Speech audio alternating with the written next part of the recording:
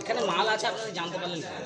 এখানে মাল আছে আমরা জানতে পারলাম এই এলাকায় যারা এই ফ্ল্যাটে থাকে পুনর্বাসনে যাদের এখানে রাখা হয়েছে তাদের মধ্যে কিছু বাচ্চাদের এনারা থ্রেট করে যে এই ওদিকে যাবি না, তখন ওরা বাড়িতে গিয়ে ওদের ফ্যামিলিকে সবাইকে জানায় যে আমাদের ওখানে যেতে মানা করছে, আমরা তো এখানে সবসময় খেলাধুলা করি ছোটোবেলা থেকে। তখন ওদের বাড়ির লোক এসে দেখে যে এই জানলার ফাঁক দিয়ে একটা কাঁচ ভাঙা ছিল, যে এখানে মাল ভর্তি, ভুরি ভুরি বালতি ভর্তি আছে, ব্লিচিং পাউডার, তিরপোল সব এগুলো ভর্তি আছে। তো এরা আমাদের খবর দেয় যে দেখুন এইসব মাল এখানে জমা করে রেখে দিয়েছে। আর আমাদের কাছে এটা খবর ছিল যে মালটা অন্য জায়গায় ছিল। আমরা থানায় কমপ্লেন দিতে ওরা রাতারাত্রে পুলিশকে ফাঁকি দিয়ে ওরা মালটা সরিয়ে নেয়। এরা হচ্ছে একদম প্রফেশনাল চোর, পুলিশকে ফাঁকি দিচ্ছে মানে বুঝতে পারছেন যে কত বড় স্কিল্ড চোর এরা, একদম কোথাও থেকে ট্রেনিং নেওয়া চোর।